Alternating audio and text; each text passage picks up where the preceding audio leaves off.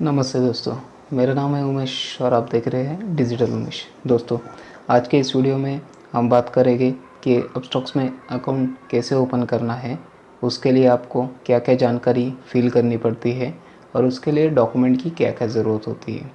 दोस्तों, अभी तक अगर आपने मेरा ये चैनल सब्सक्राइब नहीं किया होगा तो चैनल को सब्सक्राइब कर दीजिए, वीडियो को लाइक कर दीजिए और वीडियो को अपने दोस्तों के साथ शेयर कीजिए ताकि ऐसी ऑनलाइन अर्निंग के बारे में जानकारी मैं आप तक हमेशा पहुंचा सकूं। तो चलिए आगे बढ़ते हैं। तो दोस्तों, जैसे आप साइन अप के ऑप्शन पे आओगे तो यहाँ पे आपको मोबाइल नंबर एंटर का ऑप्शन आएगा। तो यहाँ पे आपका मोबाइल नंबर एंटर कीजिए और एंटर करने के बाद आगे प्रोसीड कीजिए। आप आगे प्रोसीड करते हो, जो नंबर आपने एंटर किया है उस पर एक OTP आएगा। वो OTP यहाँ पे एंटर कीजिए और OTP एंटर करने के बाद यहाँ से कंटिन्यू कर दीजिए। में यहाँ पे आपको पिन डालने के लिए बोलेगा। जो 6 डिजिट वाला पिन रहेगा वो यहाँ पे आपको डालना पड़ेगा, जो बाद में आप जैसे आपका अपस्टॉक्स लॉगिन होता है तो उसमें आपको आगे एंटर भी करना पड़ेगा। उसके बाद यहाँ पे कंफर्म पिन आता है, जो आपने पहले पिन डाला था वही यहाँ पे आपको फिर से रिपीट करना है। ये जो पिन है, जब आप अपस्टॉक्स में लॉगिन करोगे तो लॉगिन करते वक्त भी आपको ये मांगेगा। इसके बाद कंटिन्यू कर दीजिए। कंटिन्यू करने के बाद यहाँ पे आगे आपको नेक्स्ट स्टेप दिखाई देगी। तो ये नेक्स्ट स्टेप में आपको फिर से आपका जो आपने मेल आईडी है वो वेरीफाई करेगा। मेल आईडी वेरीफाई करने के बाद आपको उस पर आपके मेल आईडी पे एक OTP आएगा। वो यहाँ पे नीचे जो एंटर OTP है, यहाँ पे वो मेल आईडी पे आया हुआ OTP डालना पड़ेगा। यहाँ पे जो अभी ये OTP है मैंने कॉपी किया। कॉपी करने के बाद यहाँ पे मैंने OTP एंटर किया और यहाँ से कंटिन्यू किया। कंटिन्यू करने के बाद आगे की जो स्टेप है उसमें आपका पैन कार्ड और आधार कार्ड फ़ोटो अपलोड का ऑप्शन आएगा। यहाँ से आगे आप कंटिन्यू कर दीजिए। कंटिन्यू करने के बाद अगला जो स्टेप है वहाँ पे आपको इसमें पैन कार्ड नंबर और आपका डेट ऑफ बर्थ डालना पड़ेगा। जैसे मैंने अभी यहाँ से कंटिन्यू किया। कंटिन्यू करने के बाद यहाँ पे जो भी मेरा पैन कार्ड नंबर है वो मांगेगा और नीचे डेट ऑफ बर्थ जो भी पैन कार्ड पे मेंशन है। तो इस पे अभी मैंने पैन कार्ड नंबर डाला।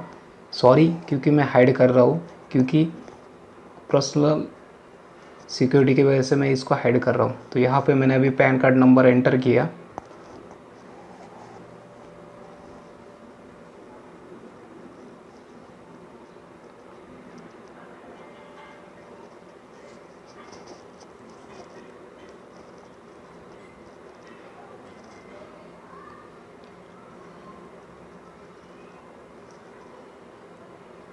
पैन कार्ड एंटर करने के बाद आपको आपका जो भी पैन कार्ड पर डेट ऑफ बर्थ है वो यहाँ से सिलेक्ट करना पड़ेगा।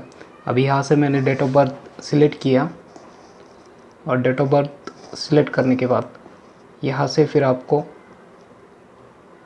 नेक्स्ट पे क्लिक करना है।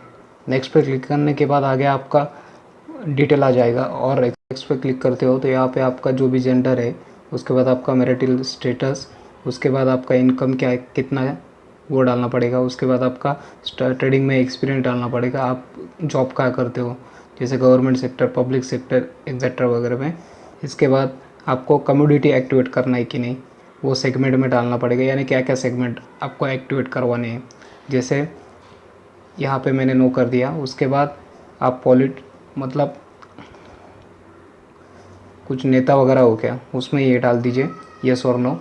उसके बाद आपका आता है आप कंट्री टैक्स पेयर हो क्या, यानी आप इंडिया में टैक्स पे करते हो क्या, तो उसमें मैंने नो डाल दिया। उसके बाद आपका यहाँ से कंट्री सिलेक्ट कीजिए। कंट्री सिलेक्ट करने के बाद फिर यहाँ से कंटिन्यू कर दीजिए। कंटिन्यू करने के बाद यहाँ पे सॉरी आई एग्री रहे ना, मतलब टिक करना भूल गया, तो यहाँ से टिक करके फिर कंटिन्यू कर दीजिए। यहाँ से फिर कॉन्ग्रेचुलेशन का एक मैसेज आएगा। ये आने के बाद आगे कंटिन्यू कर दीजिए। फिर यहाँ से आपका एड्रेस वेरीफाई हो जाएगा। जो भी आपका आधार कार्ड पे एड्रेस है वो यहाँ पे शो करेगा। इसके बाद यहाँ पे यस कर दीजिए। यस करने के बाद आपको यहाँ से आपका सिग्नेचर अपलोड करना पड़ेगा। आपको यहाँ पे आपका सेल्फी अपलोड करना पड़ेगा। सेल्फी अपलोड करने के बाद आगे फिर आपका यहाँ से जैसे आप कंटिन्यू करते हो तो कंटिन्यू करने के बाद यहाँ पे आपको एंटर बैंक डिटेल का ऑप्शन आएगा, जहाँ पे आपका account name, IFSC code, bank account number और फिर से री एंटर बैंक अकाउंट नंबर डालना पड़ेगा। तो यहाँ से मैं आगे थोड़ा हाइड करता हूँ क्योंकि सिक्योरिटी पर्पज़ के लिए। तो यहाँ पे आपका बैंक अकाउंट डाला, बैंक अकाउंट का जो भी आपका नेम होगा वो नेम डालना पड़ेगा। तो जैसे मैंने अभी यहाँ पे मेरा नेम डाला, नेम डालने के बाद नीचे आया IFSC कोड डालना पड़ेगा।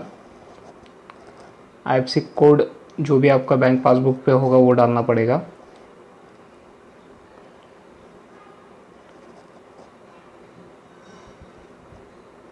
दोस्तों उचित यही होगा कि आप जो भी आपका बैंक और आधार कार्ड को लिंक होगा वही अकाउंट मोबाइल नंबर यहाँ पे एंटर कीजिए, जिससे कि आपका बेनिफिट हो जाएगा। यहाँ पे आपका अकाउंट नंबर डालिए, जो भी आपका लिंक करवाना हो वो अकाउंट नंबर, उसके बाद री एंटर कीजिए आपका बैंक अकाउंट कंफर्म करने के लिए। कंफर्म करने के बाद जो भी आपका अकाउंट है, सेविंग है, करंट है, वो डालिए। और ये डालने के बाद फिर एक बार चेक कर लीजिए बराबर है कि नहीं, उसके बाद फिर कंटिन्यू पे क्लिक कर दीजिए।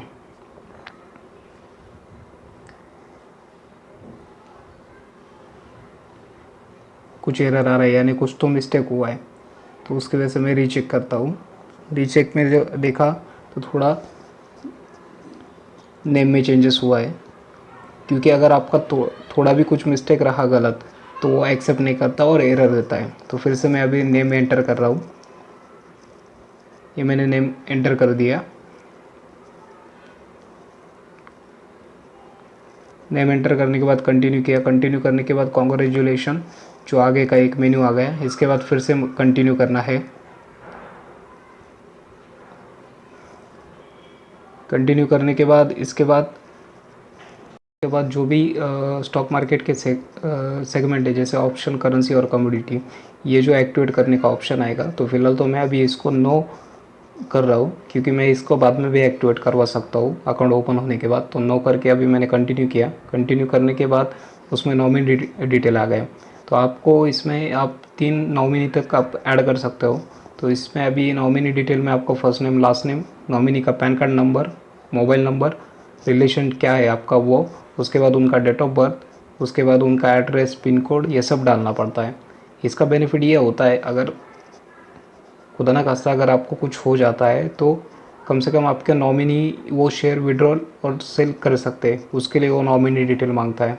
तो जैसे अभी मैंने मेरा मदर का डाल दिया, उसके बाद मैंने बाकी का डिटेल फिल कर दिया, जैसे मोबाइल नंबर, मेरा पिन कोड, जहाँ मैं रहता हूँ उसका पिन कोड। मोबाइल नंबर डालते वक्त एक बात याद रखें कि मोबाइल नंबर डालने से पहले 0 डालना मत भूलिए। 0 डालने के बाद ही आपका मोबाइल नंबर एंटर कीजिए। उसके बाद जो भी आपका सिटी है वो डालिए। जैसे अभी मैं नासिक में रहता हूँ तो नासिक डालता हूँ। उसके बाद मेरा स्टेट सिलेक्ट करने के बाद यहाँ से फिर एक बार फिर से जो भी आपका और एक अल्टरनेट नंबर है उसमें भी 0 लगा दीजिए और एक बार चेक करके कंटिन्यू कर दीजिए। कंटिन्यू करने के बाद फिर से ये रीबैक हो गया है, तो फिर से मैंने कंटिन्यू किया। ऑलरेडी तो डिटेल डाला था, उसकी वजह से मैंने कंटिन्यू कर दिया। कंटिन्यू करने के बाद फिर आपका आधार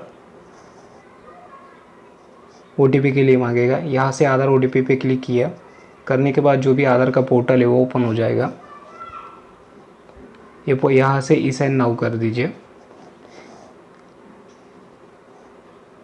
यहाँ से ई साइन नाउ करने के बाद जो भी आपका आधार कार्ड, मोबाइल नंबर लिंक है, जो भी डिटेल होगा वो शो करना चालू कर देगा। जैसे जो भी अभी मैंने फॉर्म फिल किया है वो पूरा शो करेगा। जैसे मेरा अभी नीचे सिग्नेचर, उसके बाद मेरा सेल्फी सब दिखेगा। ये पूरा फॉर्म ऐसा ओपन हो जाता है। जो हम ऑनलाइन फिल करते हैं वो कंपनी के और ऐसा फॉर्म चला जाता है, जिसका हम प्रिंट आउट भी ले सकते हैं हमारी जानकारी के लिए। ये यहाँ पे मैंने जो सिग्नेचर अपलोड किया था ब्लैंक वाइट पेपर पे, वो आ गया। उसके बाद यहाँ से कंटिन्यू कर दीजिए। कंटिन्यू करने के बाद आधार का पोर्टल ओपन हो जाएगा। आधार का पोर्टल ओपन होने के बाद जो यहाँ पे वीआईडी आधार है, जो भी आपका आधार कार्ड मोबाइल नंबर से लिंक है वो यहाँ पे एंटर कर दीजिए, आधार कार्ड का नंबर।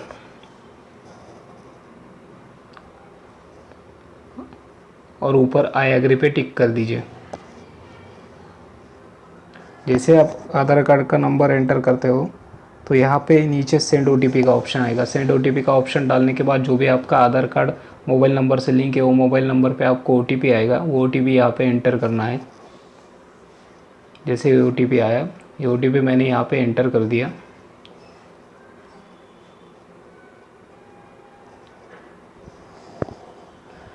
एंटर करने के बाद यहाँ से फिर वैलिडेट का ऑप्शन आएगा, वेरीफाई ओटीपी। आई एग्री पे टिक करना मत भूलिए, वरना वो फिर से एरर देगा। जैसे वेरीफाई ओटीपी किया तो नेक्स्ट में आपको ये लोडिंग देगा। लोडिंग देने के बाद फिर से ये रीबैक कर दिया। रीबैक करने का रीज़न थोड़ा नेटवर्क डाउन है, उसकी वजह से हो रहा है वो।